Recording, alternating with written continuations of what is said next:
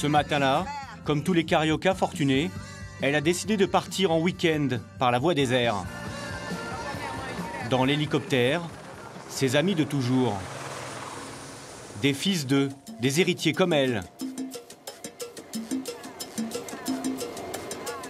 Ricardo Riquet a hérité des centres commerciaux de son père. Elsius Pitangui est le fils du plus célèbre chirurgien esthétique de la planète. Ils vont passer 48 heures coupés du monde dans l'un des endroits les plus sélects de la région. À 170 km au sud de Rio, dans la baie d'Angra Los Reyes.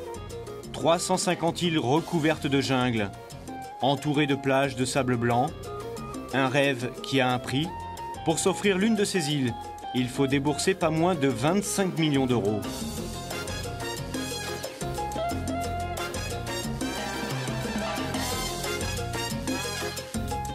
La famille d'Elsius possède la plus belle de ces îles, la plus sauvage, la plus secrète. Des Rolling Stones à Naomi Campbell en passant par Tom Cruise. Depuis 40 ans, toutes les grandes stars du showbiz y ont séjourné.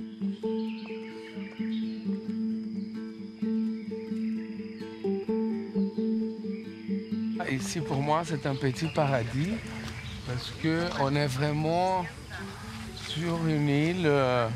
On peut nager, l'eau est chaude toute l'année. Et c'est merveilleux. Pour moi, c'est la nature, ce sont les animaux et tout ça.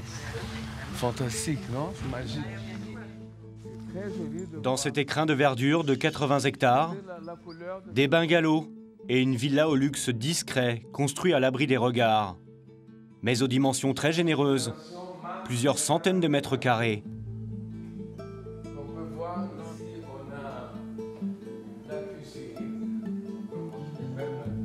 Avec salle de cinéma, salle de jeu et des terrasses avec vue imprenable sur la côte d'Émeraude. Un lieu d'exception, sans entrave. Ici, les fils d'eux, les héritiers se retrouvent entre eux. Ils peuvent laisser libre cours à leur excentricité sans craindre le regard des autres.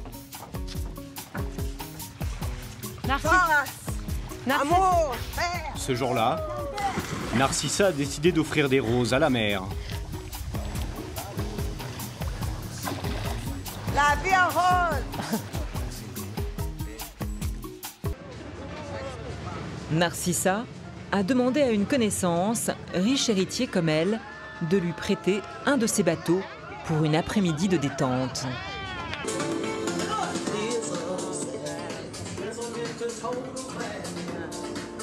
Parmi les convives de Narcissa, un invité de marque, Hassan, appartient à une des familles les plus riches du Maroc. Son oncle est ancien ministre et un homme politique de première importance. Il a rencontré Narcissa lors d'une fête entre héritiers organisée par la famille Pitangui. Depuis, elle est devenue la marraine de son fils. Hassan est au Brésil pour le business. Il veut investir dans l'hôtellerie de luxe à Rio. Il sait que Narcissa est son meilleur atout pour trouver des affaires. C'est Narcissa qui m'a ouvert les portes de Rio, qui a mis Rio à mes pieds, je dois dire honnêtement, c'est grâce à elle. Merci. Oui. Parce qu'elle est, après Corcovado à Rio, c'est Narcissa. Merci, victoire. Elle connaît tout le monde et surtout tout le monde l'adore. Brésil, il faut avoir les amis brésiliens pour avoir les bonnes connexions, pour comprendre comment ça fonctionne. Narcissa, c'est une bonne connexion, justement? Narcissa, c'est plus qu'une bonne connexion, c'est ma sœur. Merci.